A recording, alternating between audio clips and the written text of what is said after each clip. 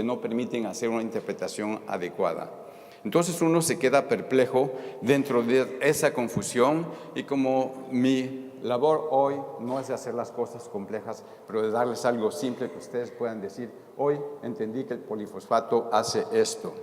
Entonces, dentro de todo este complejo de actividades que se han descubierto, me dije, con todo el respeto que le debo a mi colega Nicola Much, que me permitiría modificar un poco para darles a ustedes dos de los elementos que considero que son importantes dentro de la acción de polifosfato con respecto al sistema hemostático y a la trombosis. Y una de ellas es lo que puede hacer el polifosfato al nivel de la fibrina. Y eso lo podemos entender porque les he dicho que el polifosfato es un polímero polianiónico cargado negativamente. Entonces, si la fibrina tiene secuencias de cargas positivas, puedo imaginarme muy bien que va a haber una mariage, una interacción directa entre las cargas positivas y negativas y que eso va a modificar la estructura de la trombina, tanto y cuanto más que otros polianiones hacen lo mismo, como el ADN, por ejemplo. Entonces, esto es algo que considero realmente una actividad del polifosfato, la modificación de la estructura del coágulo que lo hace más resistente y más difícil de lisar. Y el otro es la fase de contacto, o sea, la activación por el polifosfato del 12 en 12 activado y que va a contribuir a la fase inflamatoria, pero igualmente a esta activación que ustedes conocen desde tiempo A como la vía intrínseca de la coagulación que se une con la vía extrínseca de la coagulación.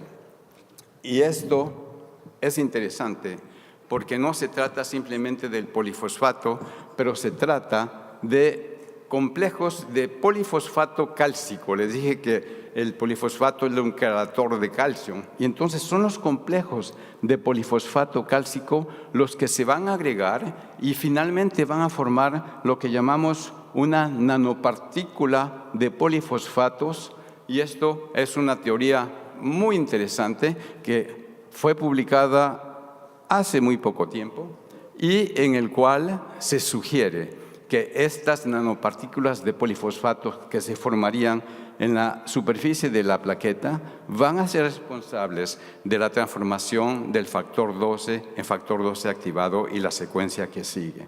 Entonces, es de este modo como los polifosfatos se integran dentro de ese fenómeno de interacción conjunta entre plaquetas y neutrófilos que llegan finalmente a la fase de producción del coágulo.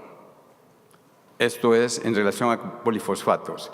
La otra proteína que es secretada por las plaquetas es la High Mobility Group Box 1 Protein, la cual es interesante porque inicialmente fue descrita, y así es una proteína intranuclear. Se encuentra adherida a la hélice de ADN y ustedes la ven aquí.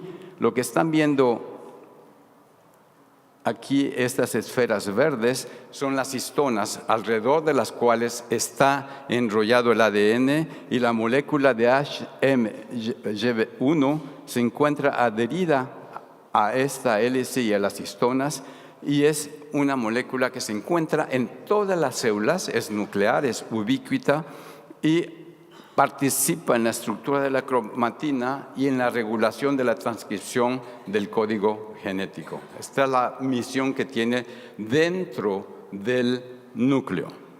Pero lo que es interesante de saber es que esta molécula, en condiciones de estrés, en condiciones de muerte celular, puede ser liberada y cuando es liberada como una señal de daño, de estrés celular. Forma parte de lo que se conoce como Damage Associated Molecular Patterns. Entonces, cuando es liberada al exterior, quiere decir que algo está pasando en la célula y hay una señal que ha sido lanzada. Y lo que es interesante es que esta molécula se encuentra igualmente en las plaquetas. Y ustedes me dirán, pero si la plaqueta no tiene núcleo, ¿cómo es posible que...? Bueno, es una herencia del megacariocito. La plaqueta en el interior está cargada de HMGB1 y cuando la plaqueta es estimulada, libera importantes cantidades de esta sustancia hacia el exterior. Esto es lo que consideramos hoy. ¿Por qué? Porque esta molécula de la cual les muestro aquí las estructuras, y el objetivo de mostrarles una estructura molecular no es de hacer complejo el asunto. Simplemente quiero que pongan su atención en estos arcos amarillos que están aquí, que son residuos cisteínas, porque es del estado de oxidorreducción de estos residuos cisteínas que depende la acción de la molécula. ¿Qué quiere decir esto? Quiere decir que si hay un puente disulfuro que se forma entre este cisteína y esta otra, o sea, una reducción, entonces la molécula va a adquirir una forma, una estructura diferente que la va a diferenciar en cuanto a su función. Y se ha establecido que la molécula reducida, o sea, que está como en esta forma con las cisteínas y SH, es una molécula que participa en la regeneración tisular, en tanto que la molécula que forma un puente disulfuro aquí, la molécula oxidada, provoca daño tisular. ¿Y cómo provoca daño tisular? Porque se va a unir a receptores celulares que han sido identificados y conocemos dos, RAGE, que es el receptor por productos de glicación finales, y el segundo es el Toll-like receptor TLR4. Son los receptores celulares principales a los cuales se une HMGB1 y que van a introducir y que van a iniciar la estimulación celular.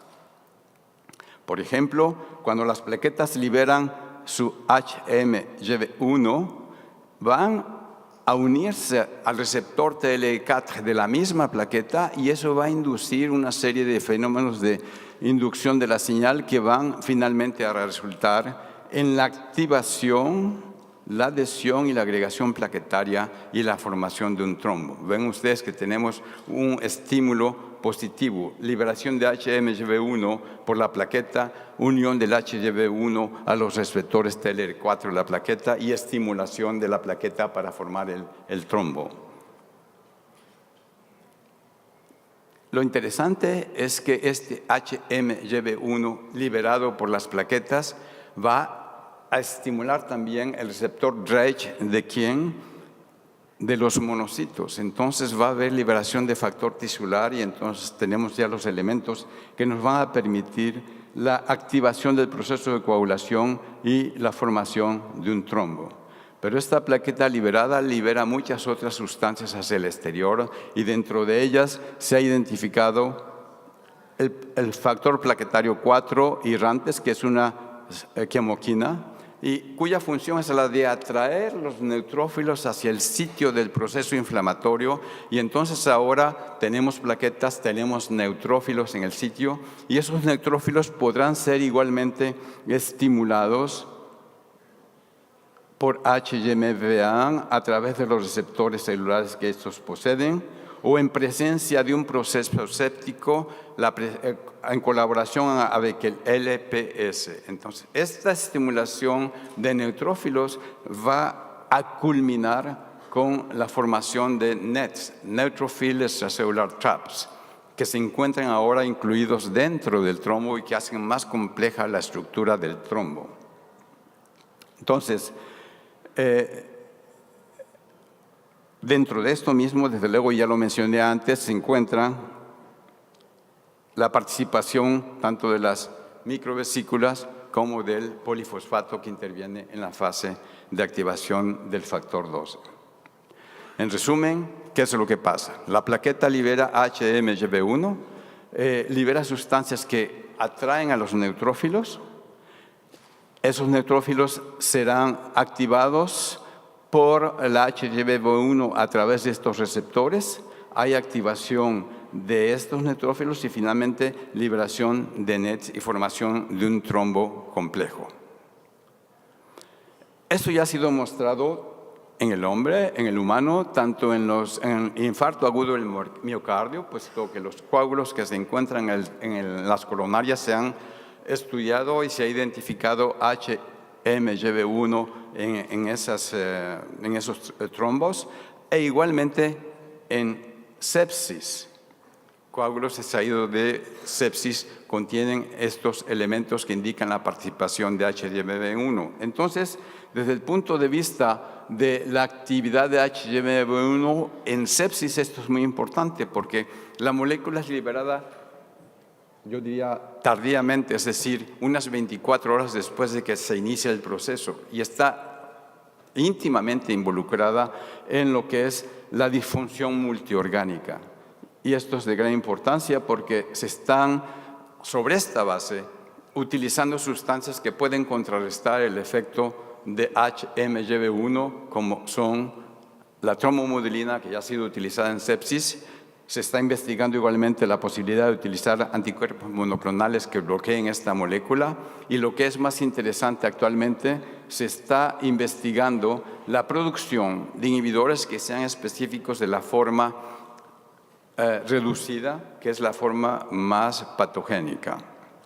Entonces, no nos queda, por lo menos personalmente no me queda duda alguna de la actividad de HMGB1 como un mediador importante de la trombosis, como se muestra en estos dos documentos que han sido recientemente publicados. Pero también el papel que puede jugar esta molécula en la activación de neutrófilos y en la formación de NETs. Y entonces llegamos finalmente a una situación en la cual hay una cadena de reacciones que nos llevan hasta la estructura de un coágulo que es mucho más complejo por la presencia de estos NETs. Entonces vamos a hablar de lo que son los NETs dentro de este proceso de colaboración entre plaquetas y neutrófilos. ¿Qué son los NETs? Los NETs son sustancias producidas por el neutrófilo. Ustedes saben que el neutrófilo tiene una función inicial que depende de su composición. Está lleno de gránulos que contienen muchas sustancias